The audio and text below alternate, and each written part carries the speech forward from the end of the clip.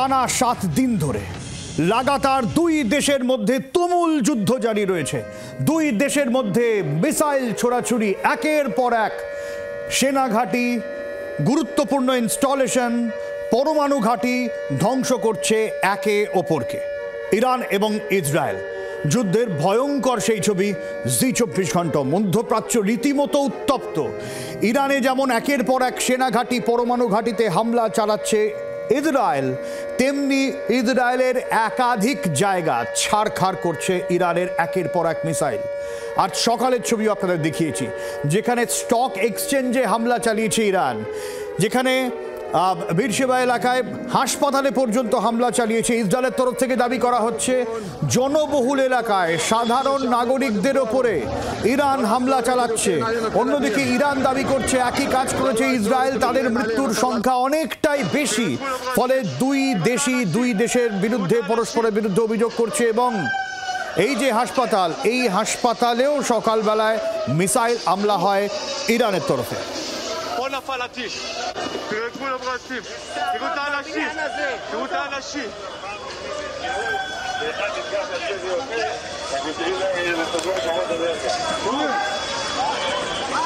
פה נפל הטיל, תראו את כולם רצים, תראו את האנשים, תראו את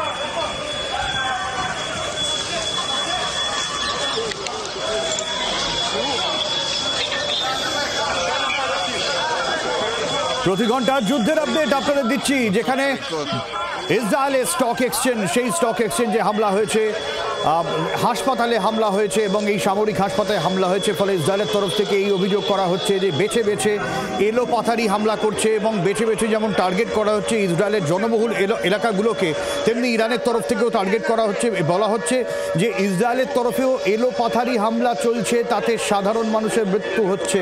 ফলে দুই দেশে পরস্পরের বিরুদ্ধে অভিযোগ চলছে, কিন্তু লাগাতার মিসাইল হামলা, লাগাতার আকাশপথে হামলা এখনো পর্যন্ত জারি রয়েছে। আর প্রত্যেক দিনই ধ্বংসের নিত্য নতুন খবর সামনে আসছে। কবে শেষ হবে এই যুদ্ধ, যুদ্ধের ভবিষ্যৎ কোথায়, গতি প্রকৃতি কোথায়, তা নিয়েও কিন্তু প্রশ্ন উঠছে।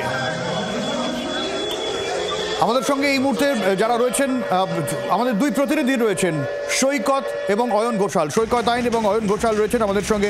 সামরিক বিশেষজ্ঞ শুভাশিস বন্দ্যোপাধ্যায় রয়েছেন। আমি শুরুতে অয়নের কাছে যাব, অয়নের কাছে লাস্ট আপডেট কি আছে নেব। অয়ন,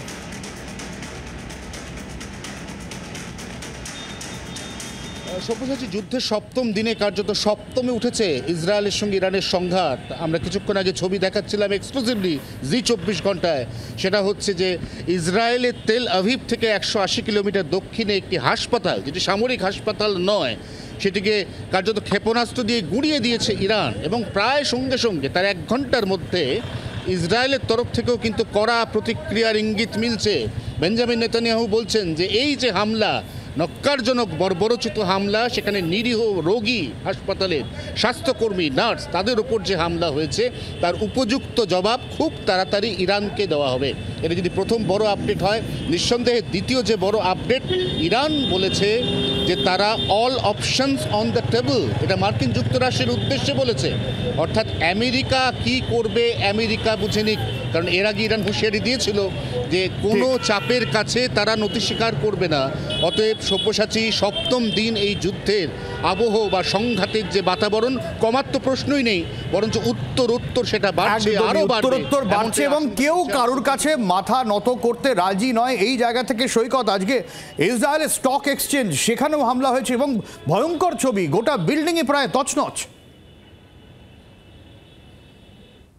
আজকে খুব ভয়ঙ্কর, কারণ সকাল থেকে যেভাবে হামলা পাল্টা হামলা চলছে, গতকাল আমরা দেখিয়েছি যে ইরান কিন্তু সকালবেলায় একটা ছবি পোস্ট করে ইরান মিলিটারি, সেই ছবিতে কিন্তু তারা হুমকি দেয় যে তারা একটি মিসাইল লঞ্চ করতে চলেছেন এবং সেটা খুব ভয়ঙ্কর একটি মিসাইল। এবং এই মুহূর্তে আমরা জানতে পাচ্ছি যে ইরান কিন্তু ইসরায়েলের একটি হাসপাতালে হামলা চালিয়েছে, যেমনটা আমাদের প্রতিনিধি অয়ন ঘোষাল বলছিলেন যে একেবারে ধূলিসাৎ করে দেওয়া হয়েছে গোটা হাসপাতাল। কিন্তু এই ঘটনার সূত্রপাত হয় সকালবেলা আমরা জানতে পারছি ইরানের সংবাদ সংস্থা IANA তারা জানিয়েছে যে খেদনাব শহরে একটি ভারী জলের গবেষণা কেন্দ্রে হামলা চালিয়েছে ইসরায়েলি বাহিনী এবং একই সঙ্গে আমরা যেটা জানতে পাচ্ছি যে এই ভারী জলের যে জায়গাটা যেখানে হামলা চালানো হয়েছে সেটা পরমাণু কেন্দ্রকে শীতল রাখতে, অর্থাৎ কোনো জায়গায় যদি হামলা হয় তাহলে সেই পরমাণু কেন্দ্রকে শীতল রাখতে যে রিঅ্যাক্টর সিস্টেম, সেই রিঅ্যাক্টর সিস্টেমে হামলা চালানো হয়েছে। ফলে এই মুহূর্তে যে পরমাণু কেন্দ্রগুলিতে হামলা চালানো হচ্ছে সেগুলোর মধ্যে যদি এই মুহূর্তে ভয়ঙ্কর তাপ উৎপন্ন হয় তাহলে কিন্তু সেই রিঅ্যাক্টর কাজ করবে না। ফলে এই দিক থেকে কিন্তু এটা একটা বড় হামলা ছিল ইসরায়েলের ওপর।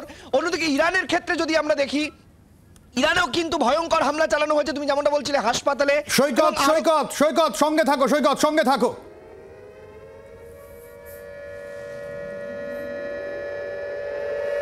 আর বড় ব্রেকিং আসছে, বড় আপডেট দেবো আপনাদের।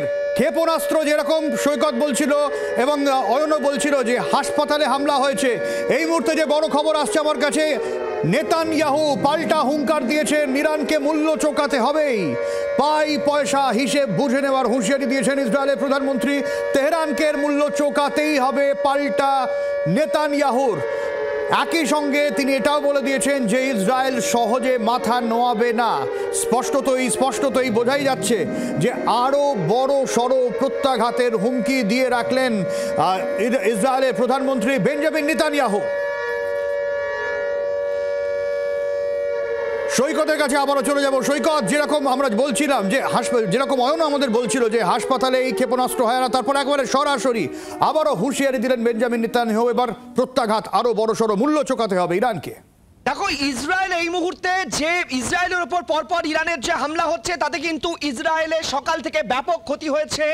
বেরাশোভা যে শহর, সেই শহরেই এই হাসপাতালটির উপর হামলা করা হয়েছে। বেশ কিছুজন মানুষের মৃত্যু হয়েছে, তার মধ্যে রোগী ছিলেন, নার্স ছিলেন এবং হাসপাতালের কর্মচারীরা ছিলেন, তারা কিন্তু আহত হয়েছেন, তাদের মৃত্যু হয়েছে জানতে পাচ্ছি। এবং যেটা বলছিলাম একটু আগে যে একটি বড় জলের ট্যাঙ্কারে, পারমাণবিক কেন্দ্রের যে জলের ট্যাঙ্কার, সেখানে কিন্তু এই হামলা চালানো হয়েছে। স্বাভাবিকভাবেই আরো একটি আপডেট আমরা এই মুহূর্তে পাচ্ছি। মার্কিন প্রেসিডেন্ট ডোনাল্ড ট্রাম্প আজকে সকালবেলা আরো একবার তিনি জানিয়েছেন, হোয়াইট হাউস সূত্রে যে খবর পাচ্ছি, যে তিনি বলছেন আমি যে কোনো সময় হামলা চালাতে পারি, কিন্তু কখন চালাবো, কিভাবে চালাবো, কোথায় চালাবো তা আমি এখন একদমই সৈকত সঙ্গে থাকো। আমি জায়গা থেকে সামরিক বিশেষজ্ঞ শুভাশিস বন্দ্যোপাধ্যায় রয়েছেন আমাদের সঙ্গে। শুভাশিস বাবু, এখনো পর্যন্ত এই যুদ্ধের এক সপ্তাহ কেটে যাওয়ার পরে আমরা যেসব ধ্বংসাবশেষের ছবি দেখছি, হামলার ছবি দেখছি, তুল্যমূল্য বিচারে এখন কে কোথায় দাঁড়িয়ে? দেখুন, সব থেকে বড় কথা, অ্যাক্সিস গুলো ভাগ হওয়া শুরু হয়ে গিয়েছে এবং এই অ্যাক্সিস গুলো ভাগ হচ্ছে পুরোপুরি oil and oil dependent sectors গুলোকে নিয়ে। এখানে অয়েল ডিপেন্ডেন্ট বা অল্টারনেট ফুয়েল সেক্টরস গুলোকে ইম্পর্টেন্স দিতে হবে। বুঝতে হবে যে যে দেশের যার যত রিজার্ভস আছে তারা তত চেষ্টা করছে ইরান সাইডে যেতে। যারা নতুন করে নিজের রিজার্ভ তৈরি করতে চাইছে বা রিসোর্স ডিপেন্ডেন্ট ডিপ্লোমেসির দিকে এগোতে চাইছে, তারা থাকবে ইসরায়েলের দিকে। In both the cases, both of these sector want the war to continue. কেন? কারণ ইরান যদি নিজের পাওয়ার হারায় বা ইরান যদি অল্টারনেট পাওয়ারের দিকে যায়, যেক্ষেত্রে toppling of the government is the future, তাহলে আমেরিকা নিজের দখল পাবে। আর যারা অলরেডি অয়েল রিজার্ভ নিয়ে বসে আছে তারা আগামী দিনে will become the next market for the purchasers. এবার যদি এই অয়েল ডেফিনেশনসটা আমরা কিছু সময়ের জন্য অন্য হাতে রেখে এই হাতে মানবিকতার চোখে এই গোটা যুদ্ধটাকে দেখি, তাহলে আমাদের বুঝতে হবে যে এই গোটা যুদ্ধটা যেদিকে এগিয়ে চলেছে তাতে যারা অয়েল ট্রেড করবে তারাও প্রফিটে থাকবে না, যারা অয়েল কেনার জায়গায় আজকে আছে তারা আগামী দিনে ইকোনমিক্যালি অয়েল কেনার জায়গায় থাকবে না, because there will be a uniform downfall in economy of the world. সেক্ষেত্রে একটা দুটো পাওয়ার হয়তো রিজনেবলি নিজের জায়গায় নিজের রিজার্ভসকে ভরসা করে থাকতে পারবে, কিন্তু বাকি যারা ডিপেন্ডেন্ট পাওয়ারস আছে তারা আস্তে আস্তে ধূলিসাৎ হয়ে যাবে। সেক্ষেত্রে এই যে গোটা ডেফিনেশনটা তৈরি হচ্ছে, এটা আজকের জন্য তো নয়, আগামীর জন্যও কোনো ভালো সংকেত নয়। একদমই। এবং ঠিক এই জায়গা থেকে আমি আবারও অয়নের কাছে যেতে যাবো। অয়ন, যেরকম সুভাষবাবু বলছিলেন যে ভালো সংকেত নিঃসন্দেহে নয়, কিন্তু আমরা গত 7 দিন ধরেই দেখছি যেভাবে, আমি যদি ইসরায়েলের দিকটা দেখি, যেভাবে স্ট্র্যাটেজিক্যালি ইরানকে নির্দিষ্ট ঘাঁটি ধরে ধরে তারা হামলা চালাচ্ছে। অয়ন, এখানেও প্রশ্ন ওঠে সাকসেস কতটা এসেছে, কারণ আমরা বারবার আলোচনা করছি যে সমস্ত পরমাণু ঘাঁটিগুলোতে হামলা চালানো হচ্ছে তা মাটির অনেকটা গভীরে। এখনো পর্যন্ত হামলা যা চলেছে তাতে ক্ষয়ক্ষতি কতটা করা গেছে, যদি না করা যায় তাহলে কি এবার আরো বড় সড়ো হামলা, সরাসরি যুদ্ধে জড়াতে পারে আমেরিকা? জল্পনা রোজ রোজ বাড়ছে। অয়ন,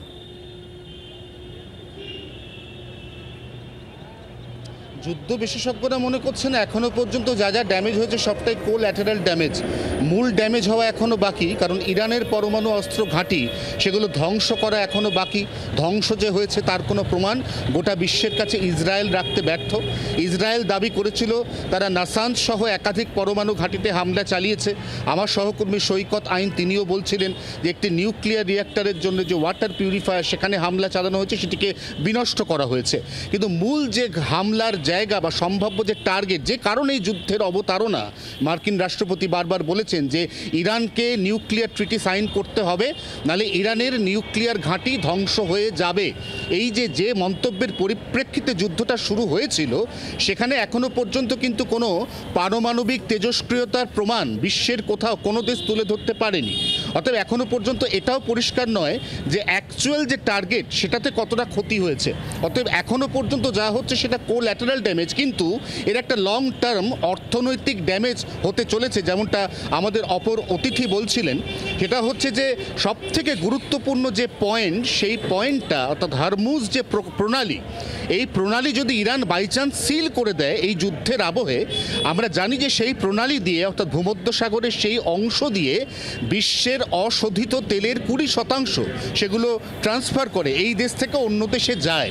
যদি হরমুজ প্রণালী বন্ধ হয়ে যায় তাহলে কিন্তু প্রত্যেকটি তেল উৎপাদক সংস্থা ঘুরপথে বিশ্বের তেল উৎপাদক নয় এমন সমস্ত দেশকে তেল পাঠাবে। অবধারিতভাবে ক্রুড অয়েলের দাম বাড়বে।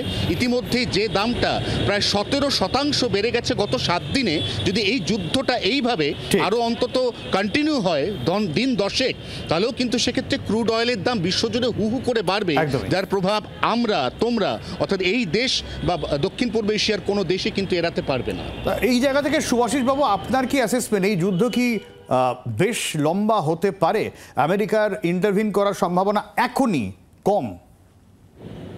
দেখুন, আমি একদম সম্পূর্ণ একটা অন্য পার্সপেক্টিভে একটা কথা বলছি, এবার আমি মিলিয়ে নেবেন ব্যাপারটা হচ্ছে আমরা পার্সপেক্টিভটা দেখছি ইসরায়েল আর ইরানের যুদ্ধ হচ্ছে, কিন্তু 3টে সাইলেন্ট পাওয়ার যারা ইরানকে দিকেও নেই সে অর্থে ইসরায়েলের দিকেও নেই, তার মধ্যে সব থেকে সক্রিয় পাওয়ার কিন্তু ভারত, যে দুজনের মধ্যে একজনেরও ডিরেকশন দেখায়নি।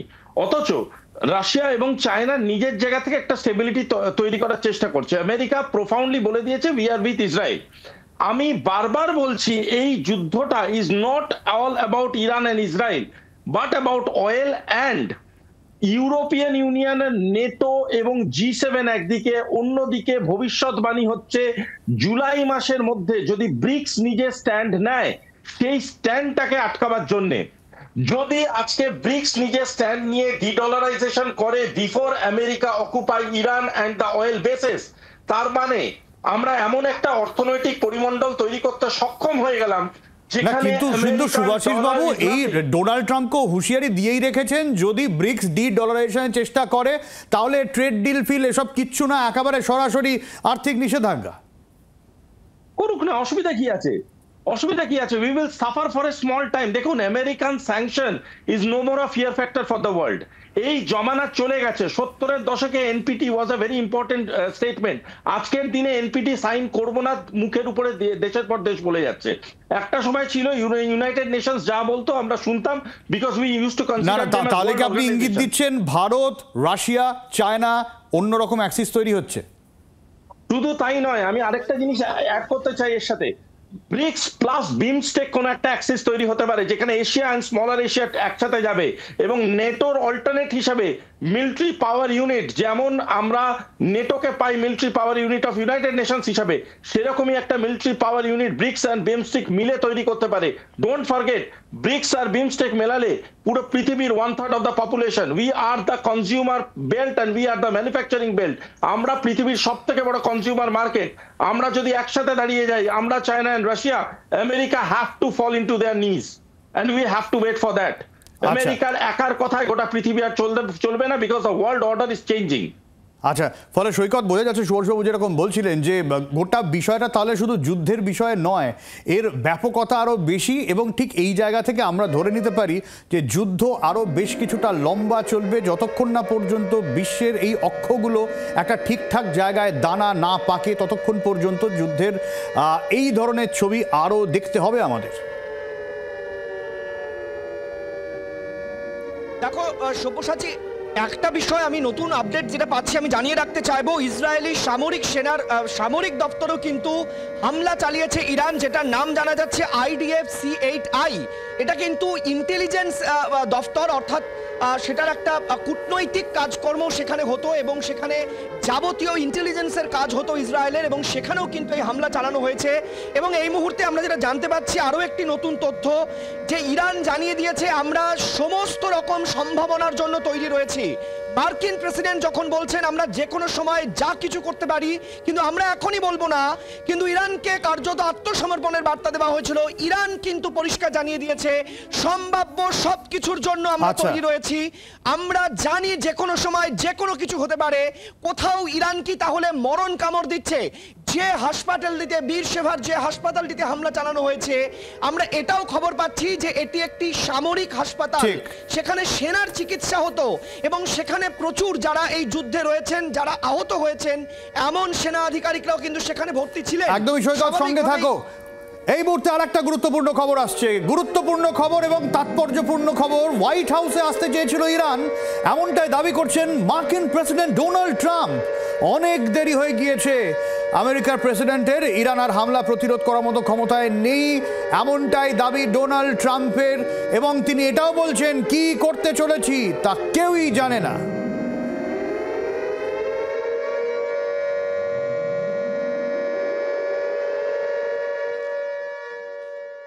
I have a plan for everything, but we'll see what happens. Got a ways to go. They should have made the deal. I had a great deal for them. They should have made that deal. 60 days we talked about it, and in the end they decided not to do it, and now they wish they did it. And they want to meet, but it's it's a little late to meet, but they want to meet. They want to come to the White House. They'll even come to the White House. So we'll see. I may do that, but it's a shame it could have been done the easy way. আমি এই ট্রাম্পের বক্তব্য ধরে সুভাষিস বাবুর কাছে, আর সুভাষিস বাবু গত কয়েকদিন ধরে দেখেছি ট্রাম্প বলছেন করতেও পারি নাও করতে পারি, আবার ইরান এসেছিল, মানে কতটা সিরিয়াসলি নেবে গোটা বিশ্ব ট্রাম্পের এই বক্তব্যকে? দেখুন, ইদানিং কালে যদি ডিপ্লোম্যাটিক ন্যারেটিভস গুলোকে অবজার্ভ করেন, তাহলে একটা খুব তীক্ষ্ণ ডিফারেন্স পাওয়া যায় between the United States of America's narrative and Donald Trump's narrative. পোর্টাস আর ইউএস এর ন্যারেটিভ দুটো এক যাচ্ছে না, মানে ট্রাম্প আর আমেরিকা আলাদা আমরা ধরে নেওয়া যাচ্ছে ন্যারেটিভ থেকে। কেন আপনাকে আমি বলি, ইউনাইটেড স্টেটস অফ আমেরিকার যে 26টা সেনেট মিলে একটা বিল পাস করাবার জন্য ভার্জিনিয়া সেনেট টিম একটা বিল পেশ করেছে, যেখানে লিখেছে withdrawal of war from America for Iran, correct? সেটার রিপ্লাইতে ইউনাইটেড স্টেটস অফ আমেরিকার প্রেসিডেন্ট কি বলছে, যে I am not going to give much of an attention on this. Second, Tulsi Gabbard statement করছে যে we do not have a definitive information. এই definitive information কথাটা ইন্টেলিজেন্সের ভাষায় ভীষণ টেকনিক্যাল কথা। We do not have definitive information about nuclear power in Iran. একদমই, অথচ ডোনাল্ড ট্রাম্প বলছেন যে তুলসী গাবার্ডের কি বলেছেন তা নিয়ে আমি তাকে পাত্তা দিই না। সুভাষবাবু আপনাকে থামাতে হলো, অনেক ধন্যবাদ, আমার সময় একদম শেষ। সুভাষিস বাবু, সৈকত এবং অয়ন প্রত্যেকেই অনেক ধন্যবাদ।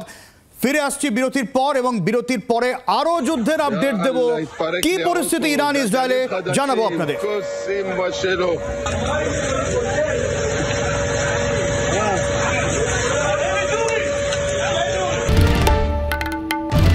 বাংলার আওয়াজ, বাঙালির আবেগ, জি 24 ঘন্টা।